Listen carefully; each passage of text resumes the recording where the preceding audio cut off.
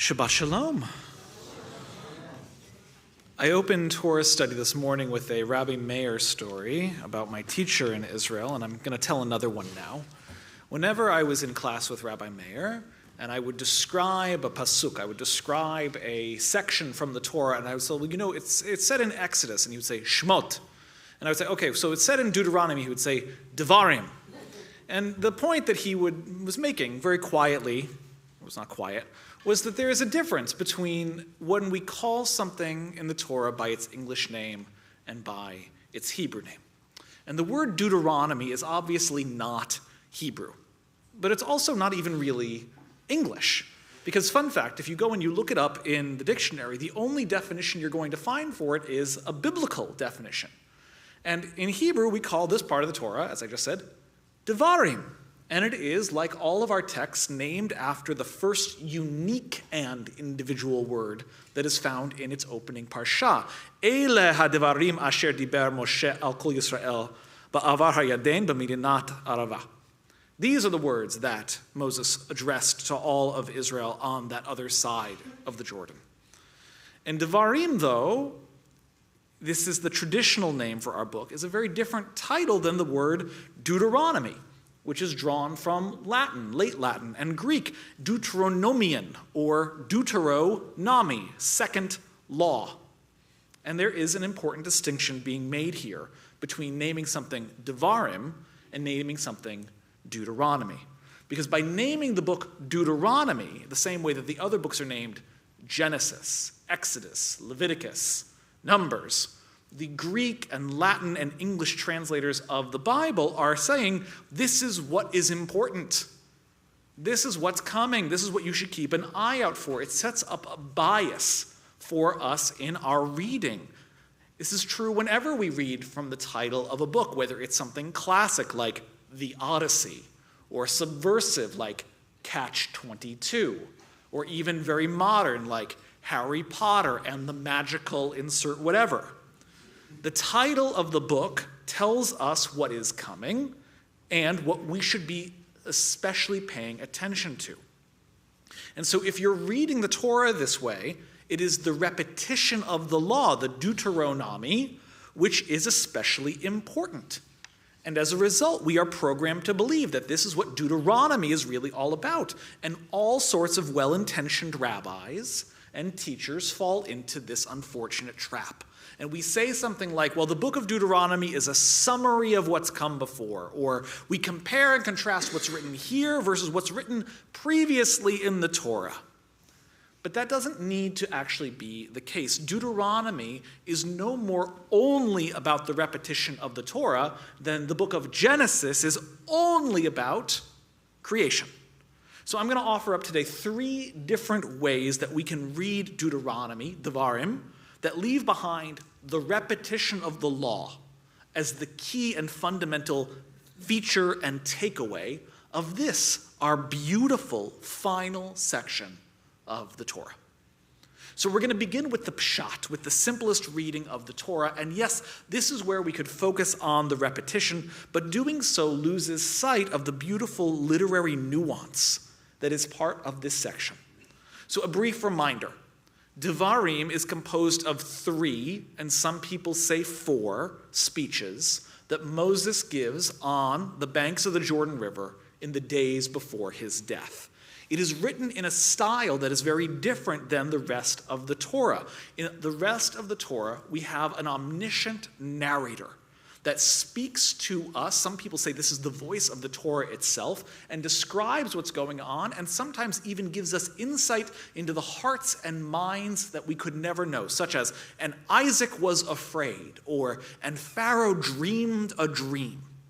And yes, the first few verses of Deuteronomy open this way, and the final verses of Deuteronomy close this way, but the middle of it is entirely written in the first-person perspective. Moses speaks, Moses thinks, Moses remembers. I went before God on your behalf, and I fell on my face, and I asked God to do this, and I taught you this, and we went together. First person. It is this first-person perspective that gets us into an interesting challenge. Because from the classic rabbinic worldview, the entirety of Torah is given on Mount Sinai, from the very first word of Bereshit to the very final word of Devarim. Moses receives these very words, the final chapters of Devarim, his own words, words he has not yet spoken, yet will ultimately utter 40 years before he speaks them. And the Moses who stands on top of that mountain, writing down the Torah as it is given to him by God, is told of his eventual fate, that he will fail. That he will fail his test of leadership, that he will never be allowed to enter into the promised land, into the land of Israel. And this struggle between what we learn from our rabbis and this first-person perspective of Deuteronomy brings up this incredible question of free will, with all of the thorny ideological questions contained inside of it. If Moses knows what's coming, can he avert his fate? Or is he doomed to make his mistake? And that, of course, leads us to our follow-up question. If Moses knows what's coming for him, and he can't change it, well, why is God going to punish him for a mistake that he can't avoid making? And our rabbis answer this question without answering it at all. Rabbi Meir Omer, Afshar Sefer HaTorah Chaser Klum. Rabbi Meir teaches, is it possible that there is a single thing missing from our Torah? It's a rhetorical question. Of course not. Ele HaKadosh Baruch Hu Omer, uMoshe Kotev B'dema. Rather understand that God speaks and Moses writes with his own tears. With his own tears. To our ancient rabbis, it is not a problem that Moses understands but cannot avert his fate. They live in a world, the Greco-Roman world, that is filled with this kind of literature, of doomed heroes who are doomed to a tragic end. And they are deeply comfortable with a theological world where God has a great, unknowable plan that does not seem fair to us and is not ours to know. And yet, despite all of these elements of the rabbinic world, there is something timeless. There is something human that is missing from their neighbors, from that classic Greco-Roman myth. Moses cannot avert his end. Perhaps he does not even want to. He is a faithful servant of God, and yet he cannot help himself. Even as he fulfills his duty, his human sorrow, his tears over his own fate, his tears over the fate of his beloved Israelites, the mistakes that they will make on this journey, they become the very ink that tells the story that he is writing about himself and his people. And so, with nothing but the pshat then, Deuteronomy is not a repetition of the law. Deuteronomy can be an examination of what is faith, and what is duty, and what is the limit of free will in our ancient Jewish world. 1. Changing perspective. Number 2, to that of historians and biblical scholars. As I mentioned, the book of Deuteronomy functions as a very different kind of book. Biblical scholars point out that there are theological identifiers that give rise to the idea of someone you've probably heard of called the Deuteronomic author. And this mysterious figure exists inside of biblical criticism, the priestly author, the Yahwist author, and the Elohist author in what is called the documentary hypothesis. And I will not lie to you, the rabbi professor who taught me and who taught Rabbi McCarroll took our very first class on our very first day of biblical criticism and threw the documentary hypothesis in the trash. And I didn't really learn much of it, and I can't actually give you any more than what I just gave you. But it would be, in fact, irresponsible of me not to at least, tip the chapeau to its existence. But what I can tell you about is, from an academic scholarly perspective regarding Deuteronomy, is a note that is found in the book of Kings and then repeated in the book of Chronicles. In the book of Kings, we are examining the reign of King Hosea, one of the good kings of Judah. Good in that he was loyal to God, he outlawed idolatrous practice, and he renovated the temple in Jerusalem. And in the accounting of his reign, we read something fascinating. Hosea is a child king. He is 8 years old when he ascends the throne, and he comes into power after 57 years, wherein his father and grandfather in their joint rule led the Israelites away from God into idolatry and even into human sacrifice. But Josiah is different.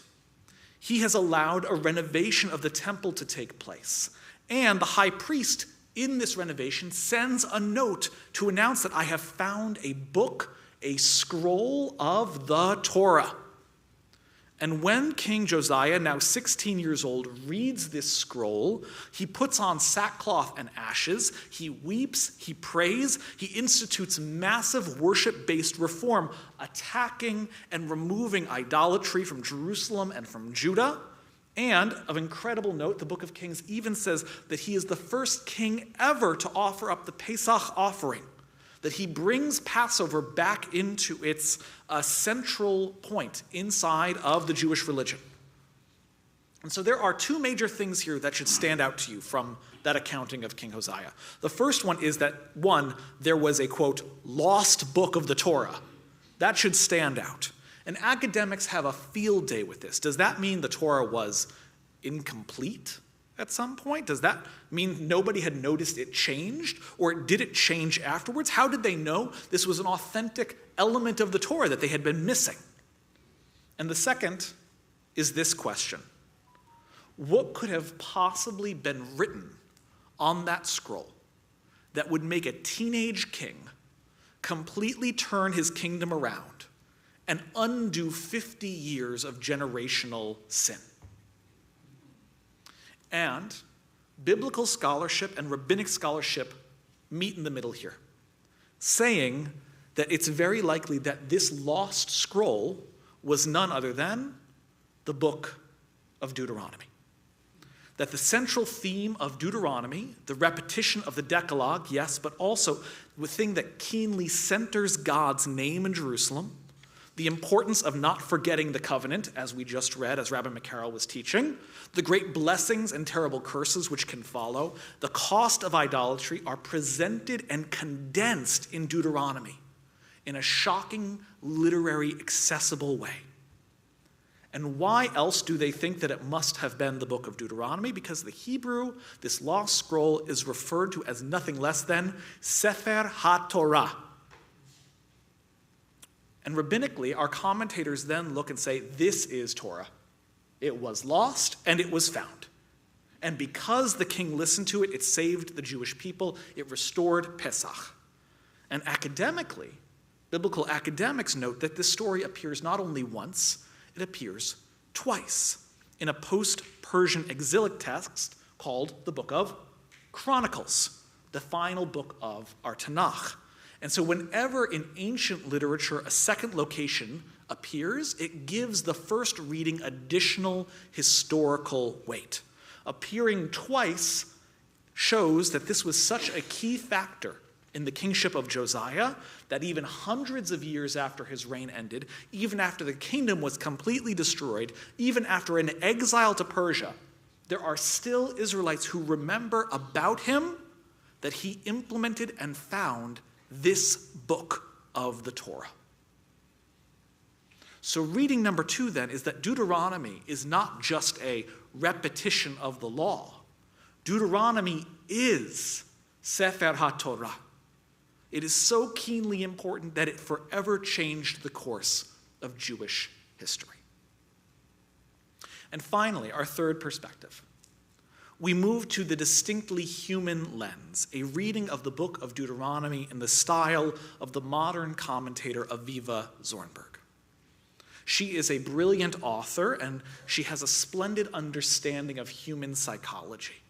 And one of the elements of Deuteronomy that she highlights is Moses' evolution as he recalls, resists, and ultimately accepts his inability to enter the land, and what that means for his legacy. Dr. Zornberg teaches that in Jewish tradition, Moshe repeatedly begs God to let me enter into the promised land, and yet God constantly refuses. Moses' persistent prayer is for his one true life goal, to go home to the land of Israel. And in his faith, he expects God will eventually change God's mind and open the gates for him. Because what else could possibly happen? Moses understands, Moses knows, as many people of faith do, that his personal goal, his personal plan for his life is perfectly aligned with the will of God. Except it's not. We know it's not. And eventually he too comes to know it's not. Dr. Zornberg continues, the nature of human life is incompleteness. To quote Kafka, Moses can only peer into the land of Israel, not because his life is too short, but because he is human.